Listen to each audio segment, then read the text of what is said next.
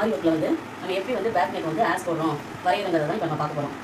இப்போ ஒரு கிளாத் எடுத்துட்டோம். இதில் வந்து கரெக்டாக வந்து நம்ம ப்ளவுஸை ஃபிட் பண்ணி வச்சோம். நம்மளுக்கு பேக்கோட ஹைட் இதெல்லாம் வந்து எப்படி நம்ம ப்ளவுஸில் அளவு ப்ளவுஸில் இருக்குதோ அதே அளவு அப்படியே பிடிச்சிட்டு இப்போ கஸ்டமர் வந்து அளவு ப்ளவுஸில் இருக்கிற எனக்கு ஹைட் இது கூட வேணும்னா நம்ம அதுக்கு அந்த மாதிரி ஹைட்டை ஏற்றிக்கலாம். அதே மாதிரி நெக்கு வந்து ஹைட் எனக்கு கூட வேணும், நெக்கோட ஹைட் கூட வேணும்னா நம்ம நெக்கோட ஹைட்டையும் கூட வச்சுக்கலாம். இப்போ இந்த கஸ்டமர் வந்து நெக்கோட ஹைட்டு அதே அளவே கொடுத்துன்னு சொல்லிட்டாங்க.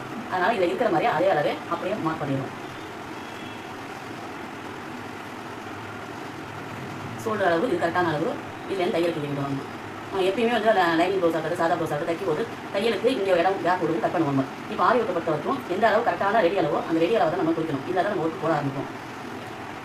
இப்போ வந்து நம்ம ஸ்டிச்சிங் நாலேஜ் வந்து ஆரி ஒர்க் கற்றுக்கிறதுக்கு தேவையான சொல்லுவோம். எனக்கு வந்து ஸ்டிச்சிங் பண்ணுறது நம்ம டைலர்கிட்ட கொடுத்து ஸ்டிச் பண்ணும்போது அவங்க வந்து மற்ற அளவுலாம் பார்த்துப்பாங்க. நமக்கு வந்து நெக்கோட அது மட்டும்தான் பெர்ஃபெக்டாக இருக்கணும்.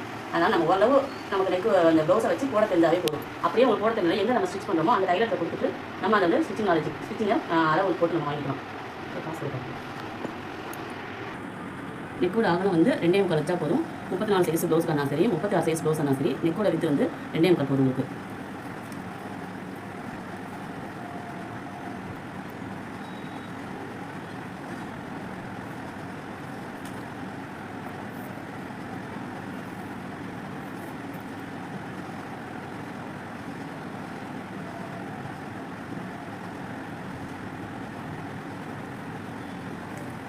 மற்றபடி மற்ற அளவெல்லாம் நம்ம எப்பயும் வைக்கிற மாதிரியே அளவு வச்சுக்க வேண்டியதான்.